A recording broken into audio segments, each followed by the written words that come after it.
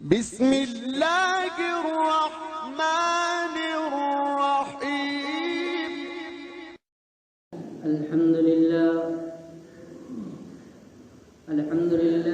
نحمده ونستعینه ونستغفره ونؤمن به ونتوکل علیہ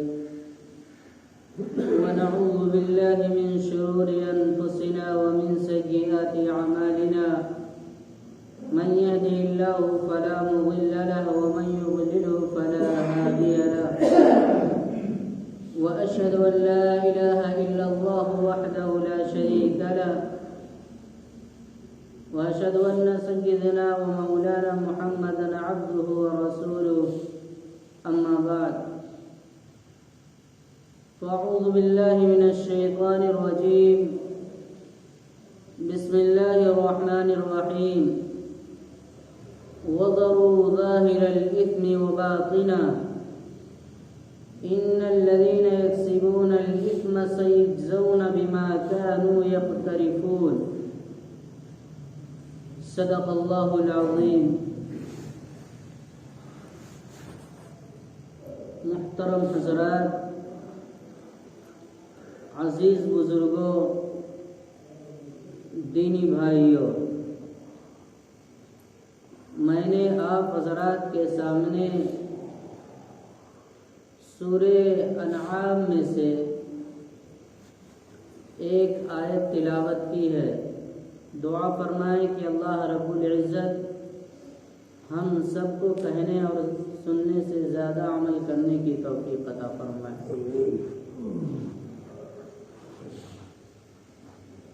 اللہ رب العزت نے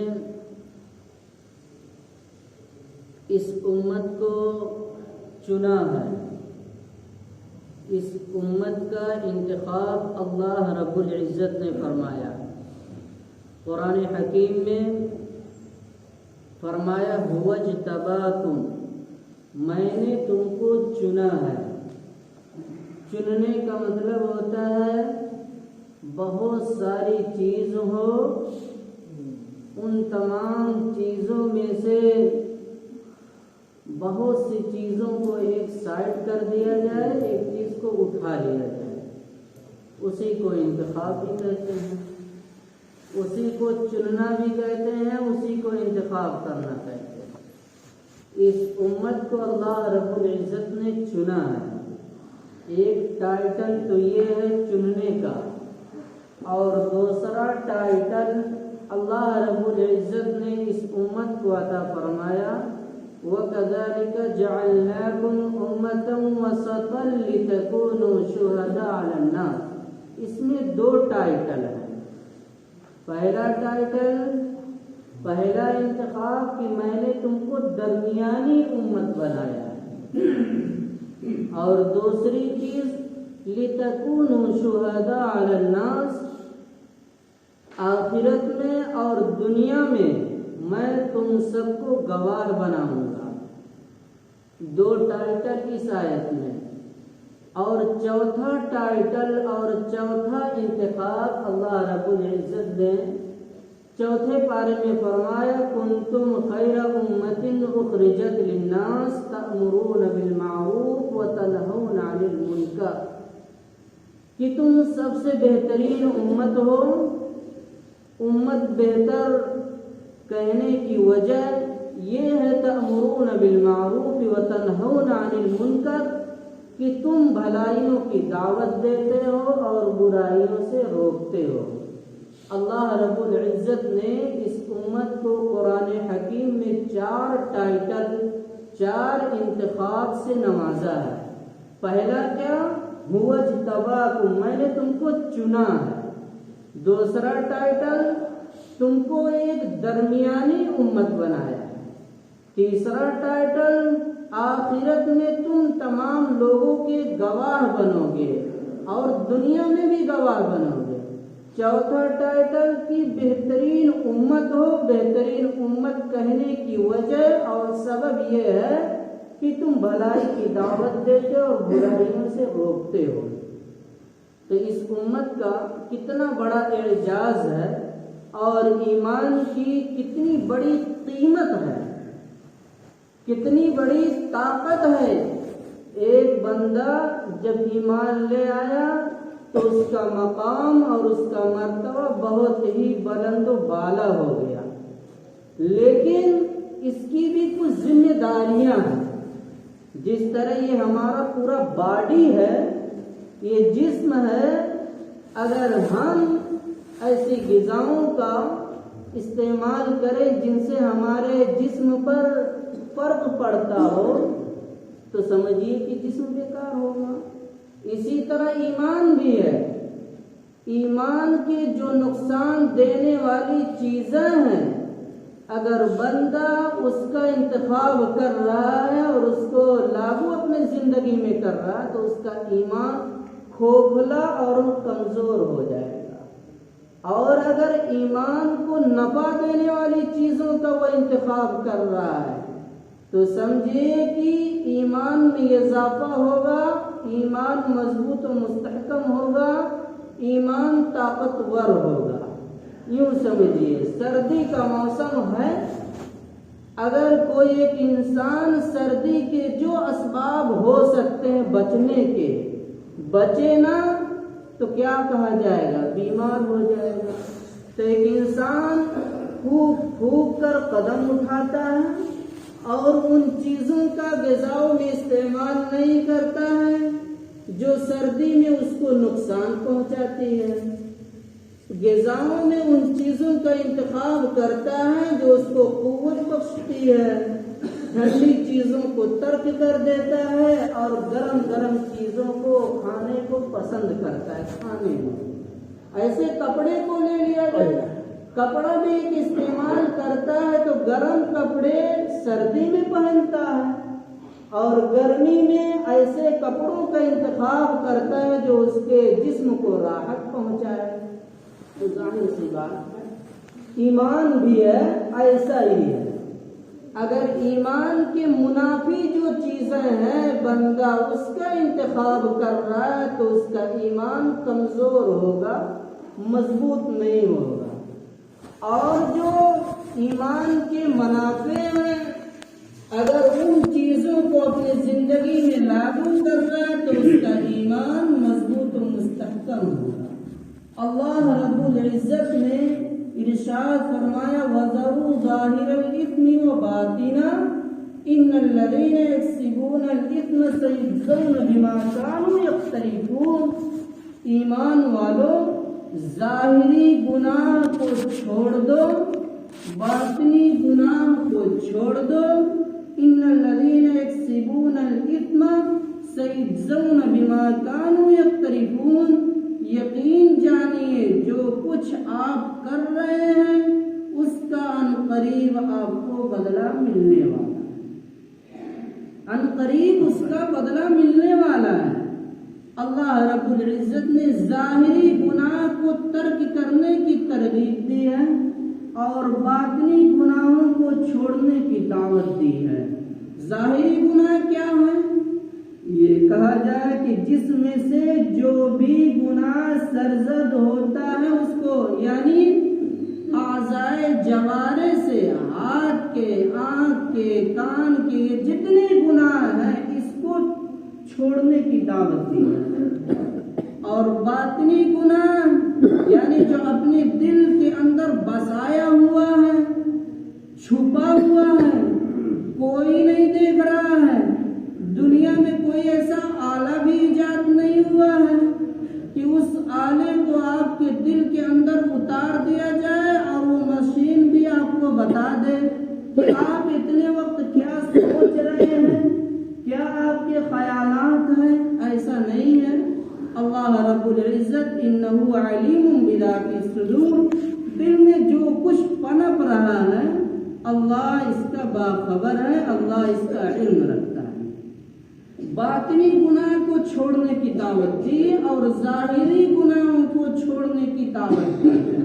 ایک تو یہ ہے کہ دل کے اندر جو بھرا ہوا ہے گناہ اس کو ترک کرنا، اور دوسرا مطلب یوں ہے کہ ایک انسان جو گناہ کھلا کرتا ہے، چھپے طور پر نہیں کرتا ہے، لوگوں کے سامنے کرتا ہے، علل اعلان کرتا ہے، کھل ترک کرنے کی دعوت دی ہے اللہ رب العزت نے.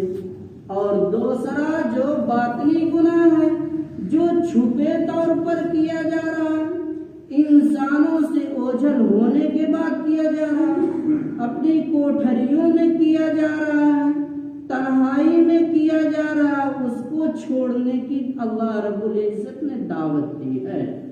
وَذَرُوا ظَاهِرَ الْإِثْمِ وَبَاطِنَهُ, پیچھے میں نے عرض کیا کہ ایمان کی کتنی بڑی طاقت ہے. ایک بندہ جب ایمان لے آیا تو 4 ٹائٹل اللہ رب العزت نے اس کو عطا کر دیا, لیکن وہ ٹائٹل کب کمزور ہوگا؟ وہ آپ کا جو آپ چنے گئے, آپ کا اللہ رب العزت نے انتخاب فرمایا, وہ کب محفوظ رہے گا؟ جب ظاہری گناہ اور باطنی گناہ سے انسان بچے گا. ظاہری گناہ کیا ہے؟ ہر انسان جانتا ہے کہ یہ گناہ ہے. جس طرح کچھ گندی چیزیں ہیں اس سے گھن محسوس ہوتی ہے, فطری چیزیں ہونی بھی چاہیے, فطرت کا تقاضا ہے. اور اگر گندی چیزوں سے اس کی طبیعت بجائے نفرت کے مائل ہونے لگے تو یہ کہا جائے گا کہ اس کا حس اور اس کی طبیعت مر چکی ہے. اسی طرح ایک بندے مومن کی شان بھی یہی ہونی چاہیے, جو گناہ کے کام ہیں اس سے نفرت ہونی چاہیے, اور جو اچھے اچھے کام ہیں, خیر کے اعمال ہیں, اچھے اعمال ہیں, تو اس میں رغبت کرنا چاہیے. مومن کا شیوا اور طرز تکلم اور طرز امتیاز اور طریقہ کار یہی ہونا چاہیے کہ دعوت دی جا رہی. اللہ رب العزت نے فرمایا کہ ظاہری گناہ کو ترک کر دے, باطنی گناہ کو ترک کر دے. باطنی گناہ کیا ہے؟ ہر ایک انسان میں کچھ تفکرات, کچھ خیالات, کچھ تصورات بسے ہوئے ہیں. ہر ایک انسان اپنے بارے میں بخوبی جانتا ہے کہ میرے دل میں کیسے کیسے گناہ ہیں. اللہ رب العزت نے دونوں گناہوں کو ترک کرنے کی دعوت دی ہے, یعنی ظاہری گناہ کو چھوڑنے کی اور باطنی گناہ کو چھوڑنے کی. اور اگر کوئی بچ نہیں رہا ہے, ملوث ہو رہا ہے, کر گزر رہا ہے, تو سمجھیے کہ اس کا ایمان کمزور ہوگا. اور جو چیز کمزور ہو جاتی ہے اس کے گرنے میں کوئی بھروسہ نہیں, وہ کب گر جائے, کس حالت میں گر جائے. اس کا خاتمہ ایمان پر ہوگا یا غیر ایمان پر ہوگا. اللہ رب العزت ہم سب کو محفوظ فرمائے. میں نے پیچھے عرض کیا کہ اللہ رب العزت نے اس امت کو انتخاب کیا ہے, اس امت کا انتخاب کیا, چنا ہے. جس طرح نبی کریم صلی اللہ علیہ وسلم کی امت میں ہم سب کو پیدا فرمایا, یہ اعزاز ہے. اسی طرح یہ بھی اعزاز ہے کہ ہم کو بہترین امت بنایا. لیکن بہترین امت کے جو اسباب اور سبب اور وجہ ہے وہ یہی ہے کہ تأمرون بالمعروف وتنہون عن المنکر, کہ یہ بہترین امت کہلانے کی مستحق اور حقدار اس لیے ہے کہ یہ لوگوں کو اچھائیوں کی طرف بلاتے ہیں اور برائیوں سے روکتے ہیں. اور اگر یہ دونوں کام نہیں ہے تو یہ امت خیر امت کہلانے کے مستحق نہیں ہے. ٹائٹل تو ملا ہوا, جس طرح آپ کہتے ہیں کہ مولوی صاحب کے پاس فلاں ڈگریاں تو ہیں لیکن صلاحیت نہیں ہے. اسی طرح یہ بھی کہا جائے گا آپ کے پاس تو سرٹیفکیٹ ہے, سند ہے, لیکن آپ کے اندر جو صلاحیت ہونی چاہیے وہ صلاحیت مفقود ہے. اور یہ بھی سنا جائے کہ اگر کوئی پیٹھ پر اپنے پیچھے اپنی تمام سندیں اور ڈگریاں چپکا کر پھرے, لوگ تو اس کو ڈاکٹر کہہ دیں گے, انجینئر کہہ دیں گے, لیکن آپ جب اس کے پاس کام کے لیے جائیں گے اور آپ کے طبیعت کے مطابق اگر ایک انجینئر آپ کے گھر کا نقشہ نہ بنائے تو کہیں گے یہ انجینئر اپنے مہارت میں ماہر نہیں ہے, یہی کہیں گے. اسی طرح اس امت کا بھی یہی اعزاز ہے, جو اعزاز ملا اس کا حق ادا ہو رہا ہے تو سمجھیے کہ آپ اس کے مستحق ہیں اور کہلانا بھی چاہیے. اللہ رب العزت نے اس امت کو 4 ٹائٹل عطا فرمایا. پہلا ٹائٹل اس امت کا انتخاب کیا ہے۔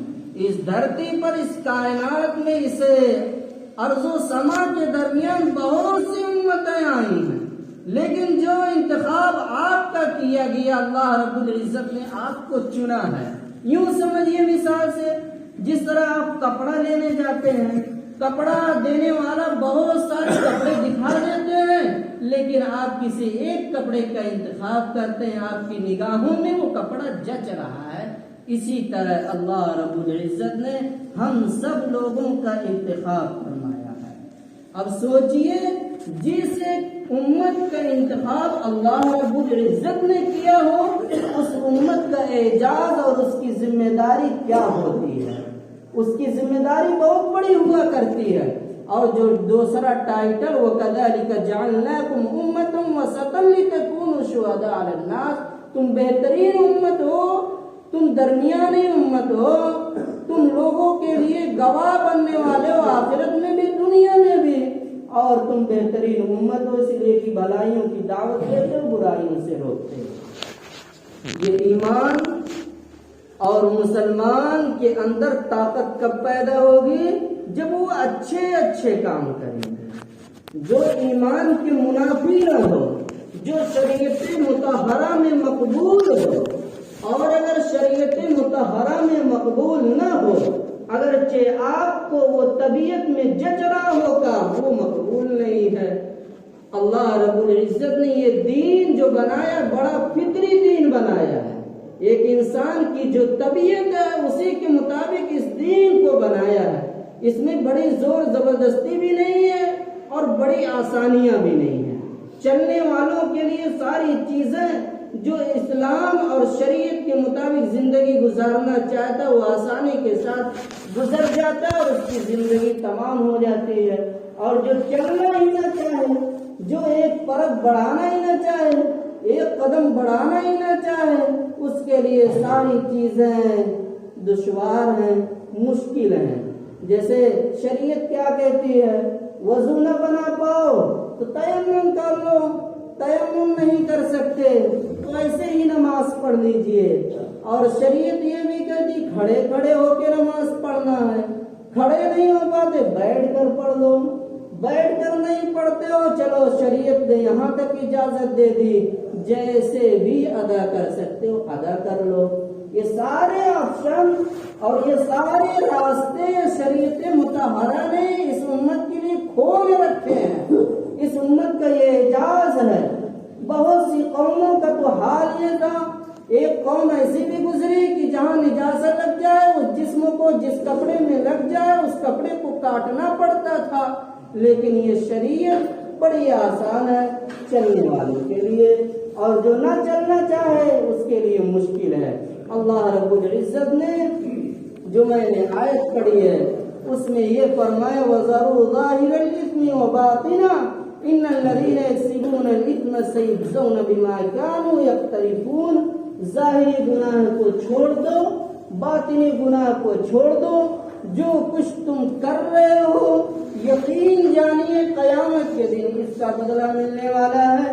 ان یوم الفصل کان میقاتا، میقات یعنی حق اور ناحق کا ترازو قائم ہونے والا ہے۔ وَنَزَرُ الْمَوَازِينَ الْقِسْطَ لِيَوْمِ الْقِيَامَةِ فَلَا تُظْلَمُ نَفْسٌ شَيْئًا وَإِنْ كَانَ مِثْقَالَ حَبَّةٍ مِّنْ خَرْدَلٍ أَتَيْنَا بِهَا وَكَفَى بِنَا حَاسِبِينَ۔ ترازو قائم کی جائے گی، کسی کے ساتھ ظلم و زیادتی نہیں کیا جائے گا۔ یہ دنیا میں ہوتا ہو رہا اور ہوگا، لیکن قیامت میں ایسا ہونے والا نہیں ہے۔ رشوت خوری بھی نہیں چلے گی۔ یوم لا تملک نفس لنفس شیئا والامر یومئذ للہ۔ اس دن اسی کی بادشاہت ہوگی، اسی کی حکومت ہوگی، اسی کی سلطنت ہوگی، جو کچھ کرنے پہ آئے گا کرے گا۔ فعال لما یرید ہے، کن فیکون کا مالک ہے، جو کچھ کرنے پہ آئے کر گزرے، کوئی روک نہیں سکتا، کوئی ٹوک نہیں سکتا۔ میں نے جو آیت پڑھی تھی، اللہ رب العزت نے ارشاد فرمایا، ظاہری گناہ کو چھوڑے، باطنی گناہ کو چھوڑے۔ ظاہری گناہ کیا ہے؟ ہر ایک انسان جانتا ہے کہ یہ بھی گناہ ہے۔ جھوٹ بولنا بھی گناہ ہے، رشوت لینا دینا بھی گناہ ہے، حرام خوری کرنا یہ بھی گناہ ہے، حرام کا مال کھانا یہ بھی گناہ ہے۔ کچھ گناہ کبیرہ ہے اور کچھ گناہ صغیرہ ہے، لیکن گناہ تو بہرحال گناہ ہی ہے۔ اللہ جس کو معاف کرنے پر آئے معاف کر دے اور درگزر کرنے پہ آئے درگزر کر دے، جس کو پکڑنے پہ آئے پکڑ لے۔ سارے مفتی فتویٰ بھی دے دیں کچھ ہونے والا نہیں، اور سارے مفتی کسی کے موافق ہو جائے، اگر وہ بندہ اللہ کی نگاہ میں مقبول ہے اور اس کا عمل قابل قبول ہے تو اس کی نیا پار کو لگ جائے۔ بہرحال اللہ رب العزت نے جو دعوت دی ہے، جو ترغیب دی ہے، جو متوجہ کیا، وَذَرُوا ظَاهِرَ الْإِثْمِ وَبَاطِنَهُ إِنَّ الَّذِينَ يَكْسِبُونَ الْإِثْمَ سَيُجْزَوْنَ بِمَا كَانُوا يَقْتَرِفُونَ۔ آنکھوں کا گناہ ترک کر دیا جائے، کانوں کا گناہ ترک کر دیا جائے، اور جو دل میں پنپ رہی ہیں غیبت، حسد، بغض، جلن، بہت ساری بیماریاں ہیں، اس کو بھی دفن کیا جائے، تبھی ایمان مضبوط ہوگا، مستحکم ہوگا، اور ایمان میں قوت پیدا ہوگی، تبھی نماز پڑھنے میں مزہ آئے گا، حج کرنے میں مزہ آئے گا، زکوٰۃ دینے میں مزہ آئے گا۔ یہ کہا جائے زکوٰۃ میں 4 چاند لگے، نماز میں 4 چاند لگے، اور ایسے روزے میں 4 چاند لگے، لیکن کب؟ جب اچھے اعمال وہ ایک انسان کرے گا، اور اگر وہ برائی کے اعمال میں پھنسا ہے تو سمجھیے کہ وہ دلدل میں پھنستا جائے گا اور اللہ سے دور ہوتا جائے گا، اور اس کا ایمان کمزور ہوتا جائے گا، اور جس کا ایمان کمزور ہو جائے کوئی گارنٹی نہیں اس کا خاتمہ کس پر ہو، کوئی گارنٹی نہیں اس کا خاتمہ کس پر ہو۔ اللہ رب العزت ہم سب کو بہترین خاتمہ نصیب فرمائے۔ وَذَرُوا ظَاهِرَ الْإِثْمِ وَبَاطِنَهُ۔ اللہ رب العزت نے یہ جو دعوت دی ہے کہ ظاہری گناہ کو چھوڑ دیا جائے، باطنی گناہ کو چھوڑ دیا جائے۔ باطنی گناہ کیا ہے؟ جو دل میں پنپ رہے ہیں اس کو ترک کر دیا جائے، اور جو لوگوں سے چھپ چھپ کے کیا جا رہا ہے اس کو ترک کر دیا جائے۔ کوئی پوری دنیا، پوری کائنات جتنے بھی لوگ ہیں، نہ دیکھیں نہ صحیح، نہ دیکھے صحیح، لیکن اللہ تو دیکھ رہا ہے۔ ایک ایسے کیمرے میں آپ قید ہو رہے ہیں کہ بڑا مضبوط کیمرہ لگا ہوا ہے، آپ تو دکان پہ جاتے ہیں، بینکوں میں چلے جاتے ہیں، ساودھان ہو جاتے ہیں، کیمرہ لگا ہے، سبل کے اپنا قدم بڑھاتے ہیں۔ کیا اس کیمرے کو بھول گئے جو اللہ رب العزت نے بہترین کیمرہ اور ایک ایسا سسٹم اور ایسا نظام چلایا ہے، کوئی انسان بچ نہیں سکتا۔ ان علیکم لحافظین کراما کاتبین یعلمون ما تفعلون۔ تم کیا بات کر رہے ہو؟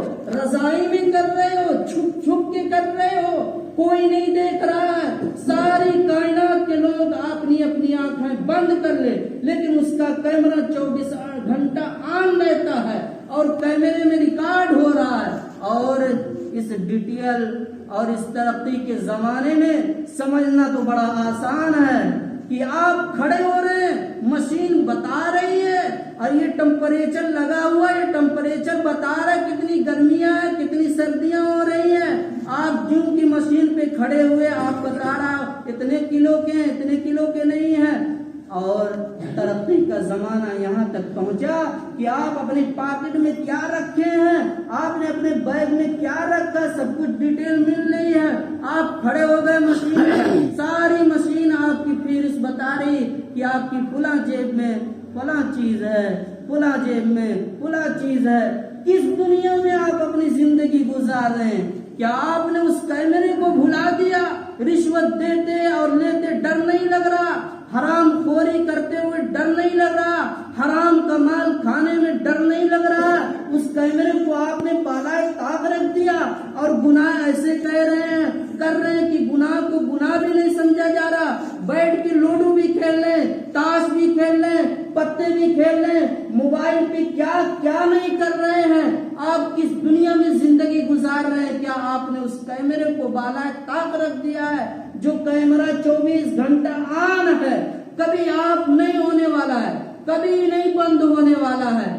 آپ اللہ کے سامنے کھڑے ہو رہے ہیں، اللہ کو آپ کو دیکھ رہا ہے، بیت اللہ میں ہو اللہ آپ کو دیکھ رہا، اپنی کوٹھری میں ہو، رضائی میں ہو، لحاف میں ہو، اللہ آپ کی نگاہ اور اللہ آپ کو کیمرے میں قید کیا ہوا ہے۔ اللہ رب العزت ساری ڈیٹیل کو سامنے رکھے گا۔ وَإِذَا الصُّحُفُ نُشِرَتْ، نامہ اعمال کو کھول دیا جائے گا۔ اقرأ کتابک کفیٰ بنفسک اليوم علیک حسیبا، اپنی کتاب اپنا رجسٹر خود ہی مطالعہ کر لو، کہاں کیا کیا کیے ہو، تمہارے قدم کہاں کہاں گئے ہیں، تمہارے ہاتھوں نے کن کن چیزوں کو چھوا ہے اور زیادہ بولے ہوئے۔ اليوم نختم على افواہہم وتکلمنا ایدیہم وتشہد ارجلہم بما کانوا یکسبون، زبان پر تالا لگا دیا جائے گا، مہر لگا دی جائے گی، یہ ہاتھ گواہی دیں گے، زبان گواہی دے گی، پیٹ نے اگر حرام کے ایک لقمے کھائیں وہ بھی گواہی دیں گے۔ اللہ رب العزت ہم سب کو گناہوں سے محفوظ فرمائے۔ اللہ رب العزت نے جو دعوت دی ہے وَذَرُوا ظَاهِرَ الْإِثْمِ وَبَاطِنَهُ، ظاہری گناہ کو ترک کیا جائے، باطنی گناہ کو ترک کیا جائے۔ یقین جانیے بلا شبہ جو بھی انسان جو کچھ کر رہا ہے ان قریب اس کا بدلہ ملنے والا ہے۔ اللہ رب العزت ہم سب کو کہنے اور سننے سے زیادہ عمل کرنے کی توفیق عطا فرمائے۔ آمین وآخر دعوانا الحمدللہ رب العالمین۔ سنت جو نہ پڑھیں